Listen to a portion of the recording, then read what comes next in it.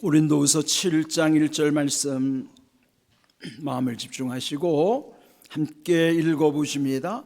그런즉 사랑하는 자들아, 이 약속을 가진 우리는 하나님을 두려워하는 가운데서 거룩함을 온전히 이루어 육과 영의 온갖 더러운 것에서 자신을 깨끗하게 하자. 아멘. 교회력으로 지금 사순절을 지나고 있습니다. 사순절과 부활절은 이렇게 붙어 있죠. 그러면 이 사순절이라고 할 때 사순, 한문으로 수는 숫자 10을 가리키는 거예요. 사순은 40일을 의미하는 것이죠. 부활절 전날까지 40일을 사순절이라 합니다. 그래서 지난 수요일부터 사순절이 시작되어서 4월 20일 부활절 전날까지 사순절 기간인데요. 그런데 왜 여기서 주일을 제외하는가? 원래 주일이라고 하는 것은 예수님이 부활하신 날을 기념하여 주일, 주님의 날로 예배를 드리는 것이에요.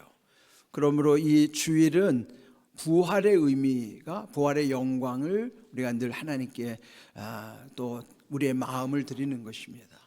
그러므로 이 사순절 중에 이 주일을 6번을 지내게 되는데요, 사순절 중에 맞이하는 주일을 특별히 작은 부활절이라고도 칭합니다. 그리고 4월 20일 부활절을 우리 맞이하게 되는 것이죠. 사순절은 예수님 십자가의 길을 우리도 묵묵히 묵상하면서 그 부활의 소망을 향하여 나아가는 것입니다. 그러므로 이 40일은 단순한 40일이 아니고 우리의 삶을 변화시키는, 우리의 체질도 변화시켜 주시는, 그리고 그 삶의 변화를 경험하는 40일의 순례 여정이라 할 수 있습니다. 근데 우리가 이 40일 순례 여정을 지날 때 어떤 목표를 바라봐야 되는가? 네, 오늘 고린도후서 7장 1절 말씀이 이 사순절에 꼭 합당한 말씀이기 때문에 본문을 선택했습니다. 그런즉 사랑하는 자들아, 이 약속을 가진 우리는 하나님을 두려워하는 가운데서 거룩함을 온전히 이루어 육과 영의 온갖 더러운 것에서 자신을 깨끗하게 하자. 여기에 깨끗하게 하자라고 하는 것은 명령이 아니고 권면하는 내용이에요. 여기에 우리를 일컬어 사랑하는 자들이라고 말하셨으면서 동시에 약속을 가진 우리라는 그런 말씀이 있어요. 또 이 약속을 지닌 우리는 하나님을 두려워함으로써 온전히 거룩해질 수 있다는 것이죠. 그럴 때 비로소 우리는 깨끗해진다는 말씀이 이 7장 1절의 핵심인 것입니다. 그러면 약속을 가진 우리라고 할 때 그 약속이 무엇인가? 이 앞에 말씀 즉 고린도후서 6장 16절을 보시면은 나는 그들의 하나님이 되고 그들은 나의 백성이 되리라. 하나님 백성이라는 게 거룩한 백성이라는 뜻이죠. 그래서 우리는 서로를 부를 때 성도라고 칭하잖아요. 그 거룩할 성자예요. 그러면 성도라는 뜻이 거룩한 백성이라는 뜻이구나. 그런데 바울은 여기서 또 더 한층 우리에게 강조하는 표현은 고린도후서 6장 18절 너희에게 아버지가 되고 너희는 내게 자녀가 되리라. 거룩한 백성으로서도 귀하지만은 더 하나님과 우리 사이는 아버지와 자녀의 관계란 말이죠. 네, 아버지와 자녀의 관계는 세상에서도 가장 친밀한 관계인 것처럼 하나님 아버지가 우리를 그렇게 여겨주신 것입니다. 이렇게 하나님의 거룩한 백성이요 또 그 천국의 약속을 받은 하나님 자녀로서의 우리의 거룩한 모습, 그러면 하나님이 거룩하심으로 자녀도 거룩한 삶을 살아야 되는 것이죠. 오늘 읽은 이 1절 말씀에도 보면은 거기에 중간에 이런 말씀이 있어요. 하나님을 두려워하는 가운데서 거룩함을 온전히 이루라 그랬어요. 그러면 하나님을 두려워한다는 것을 한 단어로 말하면 경외라고 표현하는 거예요. 하나님을 경외함으로 거룩함을 온전히 이룰 수 있다 하는 것이죠. 그럼 경외가 주로 무슨 뜻인가? 우리가 자주 듣는 말인데 경외라는 표현을 좀 더 구체적으로 설명하는 말씀이 시편 2편 11절입니다. 여호와를 경외함으로 섬기고 떨며 즐거워할지어다. 그 경외라는 표현에는 이 세 가지 의미가 들어있어요. 하나님을 경외한다고 할 때 첫 번째는요, 하나님을 섬기는 것이에요. 그 하나님 섬기라는 의미는 예배라는 뜻이기도 해요. 오늘 여기 우리 예배 자리에 나와서 하나님을 섬기는 것처럼 하나님을 경외하는 사람은 예배를 소중히 여기는 것이죠. 그리고 또 떨며 그랬어요. 떨림이 바로 하나님을 두려워하는 것이에요. 세상으로는 두려워하는 대상에 대해서 내 마음이 불안해지잖아요. 그런데 우리가 하나님을 두려워하는 것은 좋은 두려움이에요. 세상에 대한 두려움은 그건 나쁜 두려움이지만은 하나님을 두려워하는 것은 좋은 두려움입니다. 하나님을 두려워함으로써 죄를 이길 수 있기 때문이에요. 하나님이 두려운 사람은 죄를 짓지 않습니다. 왜 우리가 쉽게 죄를 질까요? 하나님을 두려워하지 않기 때문에 쉽게 죄를 짓는 거예요. 그러므로 하나님을 두려워한다는 것은 죄를 이기는 능력일 뿐만 아니라 또 죄를 이기면 우리 마음이 평안해지는 거예요. 그 평안함 속에 주시는 것이 즐거움과 기쁨인 것이죠. 그래서 즐거워하라 말씀하시는 거예요. 하나님을 경외하는 삶의 모습은 섬김과 떨림, 즉 두려움으로써, 그러나 우리의 마음은 평안하며 그 평안함 가운데 주시는 즐거움과 기쁨, 그 희락이 우리 가운데 있는 것이에요. 그것은 하나님을 경외하는 자에게 주시는 은혜이며 복이라 할 수 있는 것이죠. 그렇지만은 우리의 이 거룩함을 훼손하는 것도 있어요. 오늘 1절 후반부에도 보면은 육과 영의 온갖 더러운 것에서 자신을 깨끗하게 하자 그랬죠. 우리 육과 영의 온갖 더러운 것, 우리를 더럽게 하는 요소를 요한 사도는 요한일서 2장 16절에서 이렇게 우리에게 경각심을 주고 있습니다. 세상에 있는 모든 것이 육신의 정욕과 안목의 정욕과 이생의 자랑이니 다 아버지께로부터 온 것이 아니요 세상으로부터 온 것이라. 여기 세상에 있는 모든 것은 이 세 가지 속성을 지니고 있다는 겁니다. 그 첫 번째가 육신의 정욕. 그는 내 육체로 죄를 짓는 거예요. 우리 안에 정욕이 있기 때문에 마귀는 우리의 정욕을 자꾸 자극하는 거예요. 흔들어 놓는 것이죠. 그래서 우리 육체의 쾌락을 즐기려고 죄를 짓는 거예요. 내 몸으로 죄 짓는 것이 그 요인이 되는 것이 육체의 정욕이죠. 두 번째로는 안목의 정욕이라는 것은 눈으로 짓는 죄예요. 우리 주변에도 보면은 내 눈을, 이목을 끄는, 나를 유혹하는 것이 참 많잖아요. 그런데 끌려가게 되다 보면은 이 안목의 정욕으로 인해서 우리의 육과 영이 더럽혀질 수 있다는 것이죠. 또 세 번째로 이생의 자랑. 우리 이 세상에 사는 동안에 자랑하는 것. 물론 내 교회 안에서는 자랑하는 것 참 자제하는 것이고요. 그런데 하나님을 믿지 않는 사람들은요, 자기 자랑, 과시하는 자기 자랑이 얼마나 심한지 몰라요.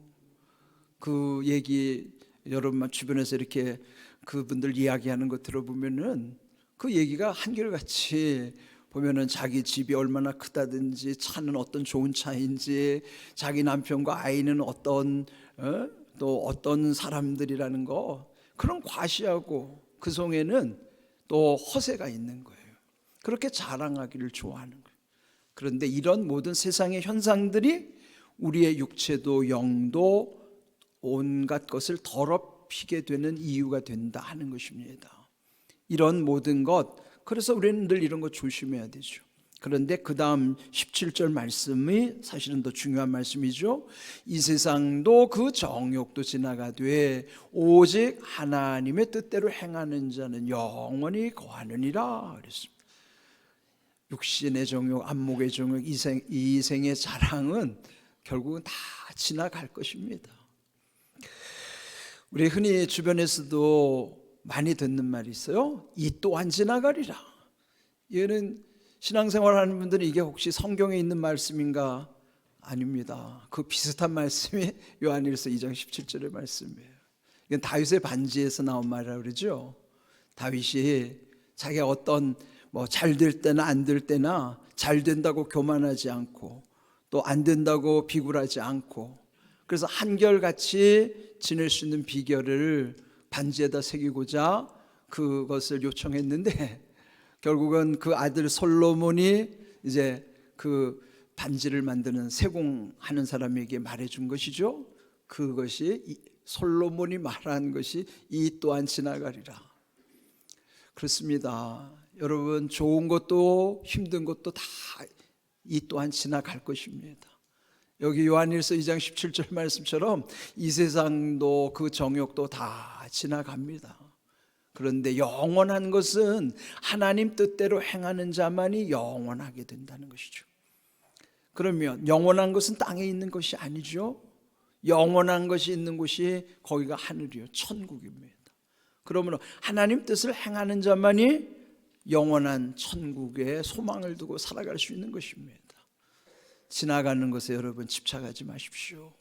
결국 이 세상도 그 정욕도 다 지나가면 아무것도 아닌 것이지만은 영원한 것은 결국 하나님의 뜻을 행하는 것이 비결이라는 것, 그걸 우리 마음에 늘 새겨야만 하는 것이죠.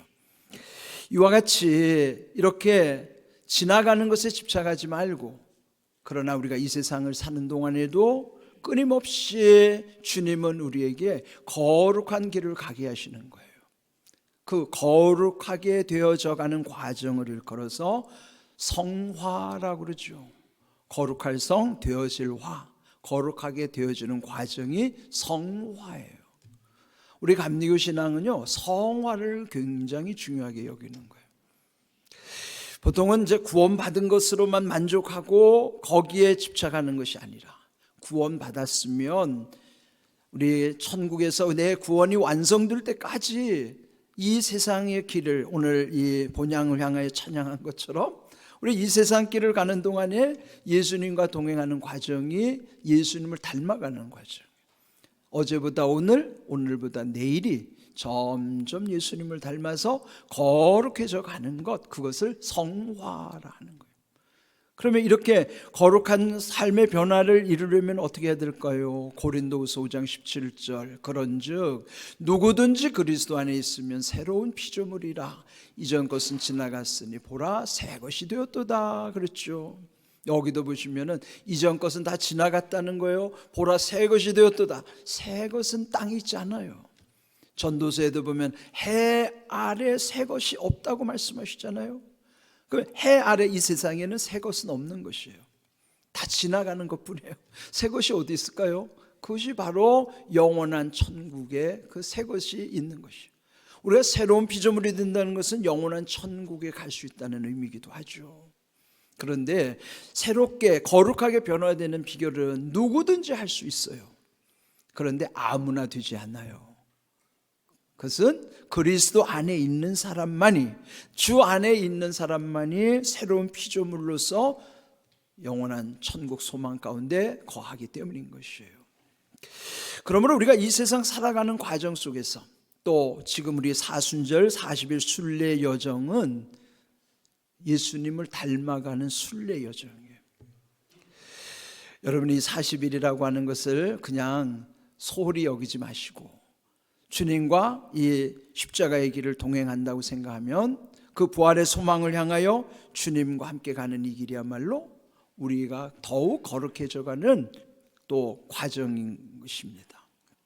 그런데 이렇게 거룩한 변화를 위해서 우리가 참아야 될 일이 있어요. 인내해야 될 일이 있는 것입니다.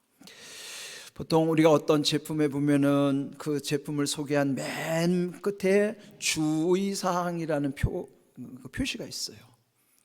약을 복용할 때도 그렇잖아요. 이 약은 뭐 어디에 좋고 어떻게 먹으라는 표시 그 밑에 꼭 들어가는 게 주의사항. 어떻게 주의해야 될 게 무엇인가. 그처럼 우리가 이 40일 순례 여정을 지나는 동안뿐만 아니라 이 세상을 지나 천국 본향에 이를 때까지 주님과 함께 가는 이 거룩함의 길을 가는 이 과정 속에 늘 주의해야 할 주의사항이 있어요. 시편 37편 7절 여호와 앞에 잠잠하고 참고 기다리라. 자기 길이 형통하며 악한 꾀를 이루는 자 때문에 불평하지 말지어다. 주의사항 4가지예요. 잠잠하라, 참으라, 기다리라, 불평하지 말라. 근데 여러분, 이게 우리 생각대로 되지 않아요. 잠시 그리 할 수는 있는데 끝까지 이렇게 할 수는 없습니다. 잠잠하라는 게 뭐예요? 입 조심하라는 거예요. 여러분, 입 조심하기가 얼마나 어렵습니까? 참는 건 더 어렵죠. 기다리는 것도 쉽지 않아요. 또 악한 사람이 잘 되는 것을 보면 나하고 비교될 때 원망 불평이 안 나오겠습니까? 근데 이렇게 할 수 있는 이 4가지 주의사항, 이걸 지킬 수 있는 비결이 뭘까요? 맨 앞에 있는 말씀이에요. 여호와 앞에, 요게 비결이에요. 여호와 앞에 있다는 믿음, 여호와 앞에 있다는 생각만 있으면 할 수 있어요. 보통 이 세상에서도 보면은 좀 지체 높은 어른들, 뭐 고위층이라든지 유명한 분들을 만나면은 그 앞에서 함부로 말을 못 하잖아요. 잠잠할 수밖에 없고 그 앞에서 참아야 되고 그 앞에서 그분이 뭔 말을 할지 기다려야 되고, 사람 앞에서도 그 사람이 대단하다고 여겨지면은 그렇게 하는데, 전능하신 하나님 앞에 있다고 생각하면은 잠잠할 수 있고요, 참을 수 있고 기다릴 수 있어요. 그리고 불평하지 않습니다. 이렇게 할 수 있는 비결은 여호와 앞에 있다는 의식이에요. 그걸 라틴어로 코람데오라고 그러죠. 코람, 어디 앞에, 데오, 그는 하나님이라는 뜻이에요. 그러니까 하나님 앞에라는 것이 라틴어로 코람데오, 굳이 우리말로 표현하면 신전의식, 하나님 앞에 있는 의식, 생각이랍니다.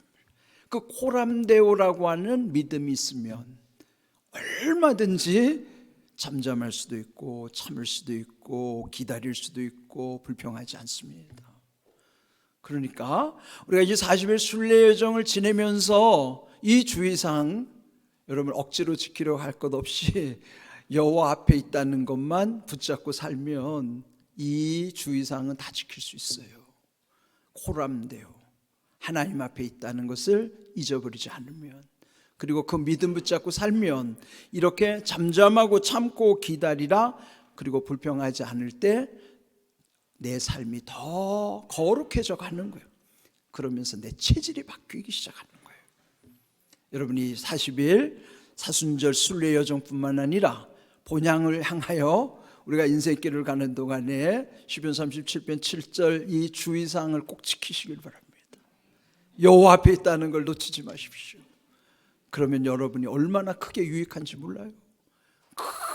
큰 변화를 여러분이 체험하게 될 것입니다. 또 하나, 이렇게 할 수 있는 비결은 소망의 하나님을 만나야만 하는 것이에요. 시편 62편 5절 나의 영혼아 잠잠히 하나님만 바라라. 무릇 나의 소망이 그로부터 나오는도다. 소망이라는 것은 천국에서 완성될 것을 믿고 여기서 저기를 바라보는 그것이 소망이에요. 그러면 이 소망이 내게 있는 게 아니라 하나님께 소망이 있는 거예요. 그래서 하나님은 소망의 하나님이요, 그 소망의 하나님을 바라볼 때에 잠잠히 하나님만 바라볼 때에 이 모든 것을 견뎌낼 수가 있는 것입니다. 인내할 수 있는 것이죠.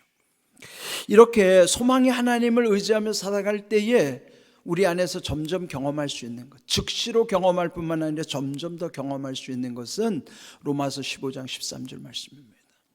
바울이 로마에 있는 성도들에게 축복하는 기도예요. 이 로마서 끝부분에서 바울의 기도가 여기 나오죠.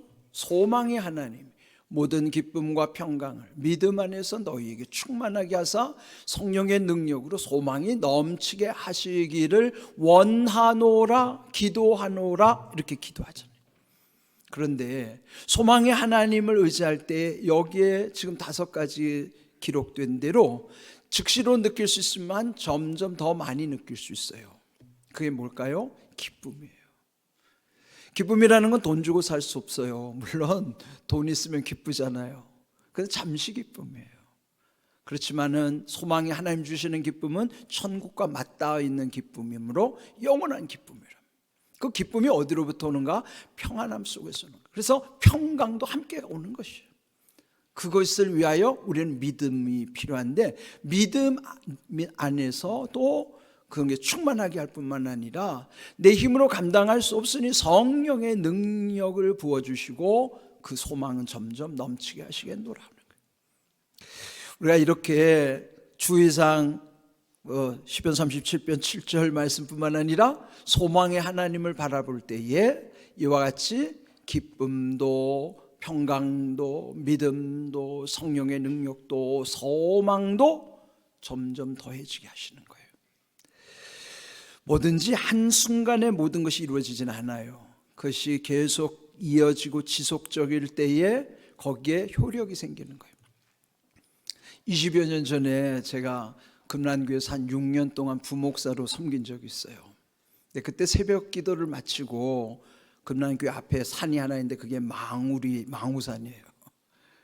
거기 가면 이렇게 순환로를 이렇게 도는데요. 그 순환로 초입에 화살표 방향을 이렇게 하고 4.7km 이렇게 적어놨어요.